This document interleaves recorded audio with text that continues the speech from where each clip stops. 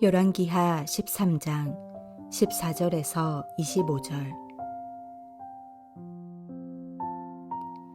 엘리사가 죽을 병이 들매 이스라엘의 왕 요아스가 그에게로 내려와 자기의 얼굴에 눈물을 흘리며 이르되, 내 아버지여, 내 아버지여, 이스라엘의 병거와 마병이여 하매, 엘리사가 그에게 이르되, 활과 화살들을 가져오소서 하는지라. 활과 화살들이 그에게 가져오매 또 이스라엘 왕에게 이르되, 왕의 손으로 활을 잡으소서 하매 그가 손으로 잡으니 엘리사가 자기 손을 왕의 손 위에 얹고 이르되, 동쪽 창을 여소서 하여 곧 열매 엘리사가 이르되, 쏘소서 하는지라. 곧 쏘매 엘리사가 이르되, 이는 여호와를 위한 구원의 화살 곧 아람에 대한 구원의 화살이니 왕이 아람 사람을 멸절하도록 아벡에서 치리이다 하니라. 또 이르되, 화살들을 집으소서. 곧 집음에 엘리사가 또 이스라엘 왕에게 이르되, 땅을 치소서 하는지라. 이에 3번 치고 그친지라. 하나님의 사람이 노하여 이르되, 왕이 6번을 칠 것이니이다. 그리하였더면 왕이 아람을 진멸하기까지 쳤으리이다. 그런즉 이제는 왕이 아람을 3번만 치리이다 하니라. 엘리사가 죽으니 그를 장사하였고 해가 바뀜에 모압 도적대들이 그 땅에 온지라. 마침 사람을 장사하는 자들이 그 도적대를 보고 그의 시체를 엘리사의 묘실에 들이던지매 시체가 엘리사의 뼈에 닿자 곧 회생하여 일어섰더라. 여호아스의 왕의 시대에 아람 왕 하사엘이 항상 이스라엘을 학대하였으나 여호와께서 아브라함과 이삭과 야곱과 더불어 세우신 언약 때문에 이스라엘에게 은혜를 베풀며 그들을 불쌍히 여기시며 돌보사 멸절하기를 즐겨하지 아니하시고 이때까지 자기 앞에서 쫓아내지 아니하셨더라. 아람의 왕 하사엘이 죽고 그의 아들 베나닷이 대신하여 왕이 되매 여호아스의 아들 요아스가 하사엘의 아들 베나닷의 손에서 성읍을 다시 빼앗으니 이 성읍들은 자기 부친 여호아스가 전쟁 중에 빼앗겼던 것이라. 요아스가 베나닷을 3번 쳐서 무찌르고 이스라엘 성읍들을 회복하였더라. 남유다의 요아스가 다스리던 때 요아스 37년에 북왕국 이스라엘에서도 여호아스의 아들이었던 요아스가 왕이 되어 16년간을 통치합니다. 안타깝게도 요아스 역시 그 선왕들 및 아버지와 마찬가지로 여로보암의 모든 죄에서 떠나지 않았습니다. 그러나 그는 왕으로서의 치적을 남겼습니다. 이것은 특별히 엘리사 말년의 사역과 연관이 있습니다. 열왕기하 2장 9절로 11절까지 말씀을 보면 승천을 앞둔 엘리야를 집요하게 엘리사가 쫓자 엘리야가 요단강을 건넌 후에 엘리사에게 말했습니다. 내게 어떻게 해주면 좋겠느냐? 그때 엘리사가 대답합니다. 성령의 역사를 갑절이나 내게 해달라고 구하는 것입니다. 그렇다면 엘리사의 소원대로 엘리사에게 성령이 하시는 역사가 엘리야보다 갑절이나 있어야 하는데 실제로 그렇게 되었습니까? 성령의 역사를 수치로 측정할 수 없겠지만 다만 성경에는 엘리야의 기적이 7번 나오지만 엘리사의 기적은 14번 나온다는 측면에서 성령이 하시는 역사가 갑절이었다고 말할 수도 있습니다. 그 엘리사의 14번의 기적 중에서 13번의 기적은 그가 살았을 때 일으켰고 오늘 본문에 등장하는 14번째 기적은 엘리사가 죽은 이후의 기적으로 기록되어 있습니다. 엘리사가 죽을 병이 들자 왕이었던 요아스는 엘리사에게 내 아버지여, 내 아버지여, 이스라엘의 병거여, 마병이여 라고 울면서 나아갑니다. 요아스는 이스라엘을 지켜준 것이 바로 하나님의 사람 엘리사의 존재라 때문이었다는 사실을 알고 있었던 것 같습니다. 엘리사 선지자는 죄에 빠진 이스라엘에게 허락하신 하나님의 축복이었고 마지막 희망 같은 존재였습니다. 그런 그는 죽는 순간 그 마지막에도 요아스를 위해 북이스라엘을 위해 예언합니다. 동쪽 창을 열고 활을 쏘라는 말에 요아스가 그대로 하자 그것이 동쪽의 적 아람에 대한 구원의 화살이라고 선포합니다. 또 엘리사가 화살을 집어 땅을 치라고 하자 요아스는 땅을 3번 칩니다. 그러자 엘리사는 노하며 그가 아람을 3번만 무찌를 것이라고 예언합니다. 요아스가 아람에 대한 승리를 갈망했다면 구원의 화살로 땅을 계속 쳤을 것입니다. 이 사건은 말씀에 순종하는 것이 생명처럼 중요하며 우리 믿음의 크기를 키워야 하는 것이 얼마나 중요한지를 보여줍니다. 우리가 허락하신 말씀에 순종하는 것이 바로 구원을 얻는 길이며 생명을 지키는 길입니다. 성도는 매일매일 말씀 안에 거하고 믿음으로 그 말씀을 실천하며 삶을 살아야 한다는 것입니다.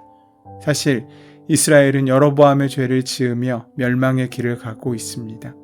그러나 하나님은 아브라함과의 언약을 기억하셔서 이때까지 이스라엘을 쫓아내지 않으셨습니다. 뿐만 아니라 요아스에게 아람을 무찌르고 성읍을 회복할 수 있는 은혜도 허락하셨습니다. 하지만 하나님은 이렇게 죄인도 품어주셨지만 거기에 대한 요아스 왕의 믿음의 반응은 그저 3번에 그치게 된 것입니다. 이스라엘은 지속적으로 하나님께 불순종하며 우상을 섬기게 됩니다. 그러나 하나님께서는 이스라엘이 멸망하기를 원하지 않으시고 그들을 긍휼히 여기셨기에 권고도 하시고 징계도 하셨습니다. 이스라엘이 하나님 말씀에 온전히 순종했다면 심판을 피하고 회복될 가능성도 있었습니다. 이를 단적으로 보여준 것이 말씀의 대언자 엘리사의 뼈에 시체가 닿자 회상한 사건입니다. 죄로 죽은 인생도 말씀을 통해 새롭게 태어날 수도 있음을 보여주는 것이었습니다. 엘리사는 죽는 그 순간에도 하나님의 귀한 사랑의 대언자로 또 구원의 통로로 이스라엘에게 귀한 소망을 주기를 원했습니다. 그래서 화살을 쏘게 하였고 그 화살을 들어 땅을 칠 것을 요청하고 있는 것입니다. 그래서 왕이 화살로 그 땅을 여러 번 치기를 원했지만 왕은 그저 3번 땅에 치고 그치게 됩니다. 왜 엘리사가 크게 노했겠습니까? 예언적인 말씀이 주어질 때 적극적으로 반응하지 않으므로 민족의 앞날에 걸린 큰 축복을 놓쳤기 때문입니다. 사실 요아스는 그 모든 상황 가운데 도대체 활을 들어 땅을 치는 것이 나라의 공력과 나라를 지키는 데 무슨 소용이 있겠냐라는 회의적인 생각이 들었을 것입니다. 그의 생각에는 땅을 활로 치는 것은 구원과 상관이 없고 은혜와 상관이 없는 행동처럼 덧없이 보였기 때문입니다. 하지만 그는 이성과 경험으로가 아니라 믿음으로 이 사건에 온전히 반응했어야 됐습니다. 그는 말씀이 주어질 때 적극적으로 반응하지 않았기에 큰 축복을 잃어버리게 되는 잘못을 범하게 됩니다. 그 후에 엘리사가 죽어 그를 장사했고 해가 바뀌자 모압 도적대들이 그 땅에 왔습니다. 마침 장사하는 자들이 그 도적대를 보고 죽은 자의 시체를 엘리사의 묘실에 들어 던졌는데 그 시체가 엘리사의 뼈에 닿자 곧 회생하여 살아나 일어섰습니다. 결국 엘리야보다 엘리사를 통해 성령의 역사가 갑절이나 이끌어낸다는 말씀이 엘리사가 죽은 후에 상징적인 의미에서 그대로 이루어진 것입니다.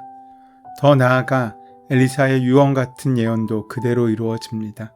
그래서 이스라엘 왕 요아스가 아람 왕 벤 하닷의 손에서 자기 부친 여호아스가 전쟁 중에 빼앗긴 성읍을 빼앗기는데 그때 요아스가 엘리사의 말대로 화살을 가지고 땅을 친 횟수만큼 벤 하닷을 3번 쳐서 무찌르고 그 성읍들을 다시 빼앗았습니다. 결국 엘리사가 죽기 전에 요아스 왕에게 화살로 땅을 치라고 한 것은 일종의 행동 예언이었습니다. 그 예언이 그대로 이루어지는 장면을 통해서 하나님의 말씀은 그대로 우리 삶 가운데 이루어짐을 오늘 본문은 가르쳐주고 있는 것입니다. 엘리사는 요아스의 손에 안수하였고 그에게 동편 창밖으로 화살을 쏘게 하고 또 화살을 취하여 바닥을 치게 하는 동작으로 요아스가 아람을 칠 것을 예언합니다. 하지만 이 예언은 일방적인 것이 아니었습니다. 바로 이 예언의 완성은 요아스 왕이 믿음으로 어떻게 반응하느냐에 따라 달려 있었다는 것입니다. 하지만 요아스는 영적인 감각의 부족으로 말미암아 3번만 치고 그침으로 아람을 진멸할 수 있도록 기회를 주신 하나님의 은혜를 얻지 못하게 됩니다. 결국 엘리사는 죽지만 그의 예언대로 요아스는 아람을 쳤고 아버지가 빼앗겼던 두어 성읍을 회복하게 됩니다. 엘리사가 죽고 장사를 지낸 지 1년이 지나서 사람들이 죽은 자를 장사하러 하다가 모압의 도적대들이 이스라엘 지경에 들어온 것을 보고 시신을 급히 엘리사의 묘실에 던지고 도망하는데 시체가 엘리사의 뼈에 닿자 살아나는 기적을 만나게 됩니다. 엘리사는 죽었더라도 엘리사의 하나님은 여전히 살아 역사하신 하나님이시며 이스라엘을 지키신 하나님이심을 이 사건을 통해서 하나님께서는 우리에게 보여주기를 원하신 것입니다. 끝까지 베푸시는 하나님의 은혜가 다함이 없고 무궁하다는 것은 실로 이스라엘의 역사를 통해서 증명되었습니다.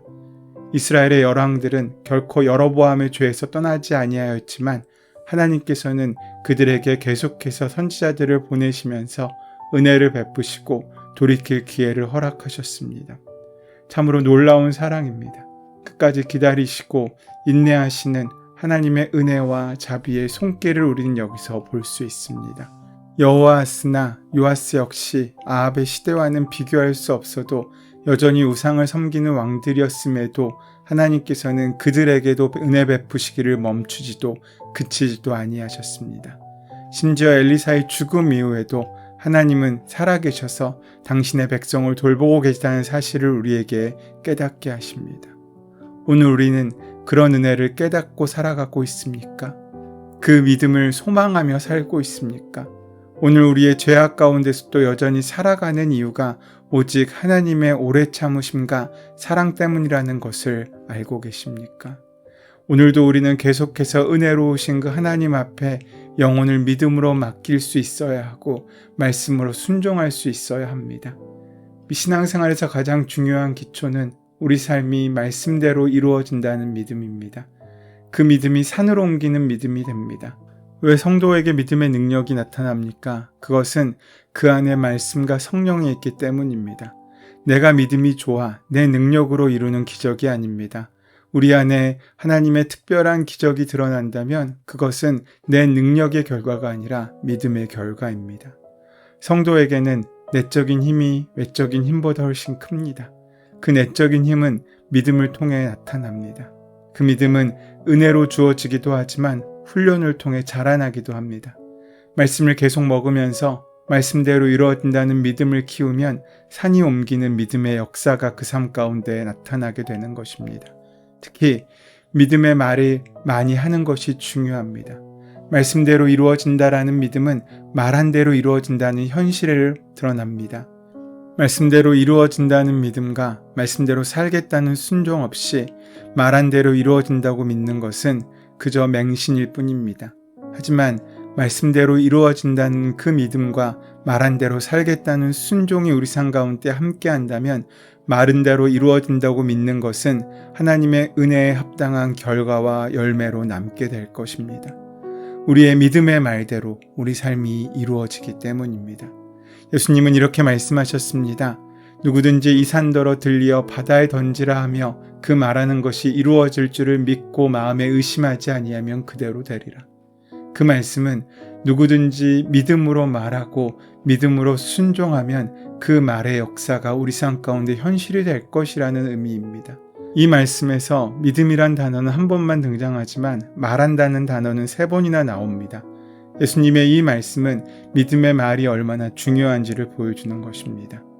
기도에 응답이 없어 아쉽다면 먼저 자신이 사용하는 언어부터 확인하고 점검해 볼 수 있어야 합니다. 나의 지금은 내가 어제 말한 그 말의 결과일 때가 많습니다. 할 수 없다고 말하면 그 말이 자신을 채찍처럼 휘감고 결코 할 수 없게 만들 것입니다.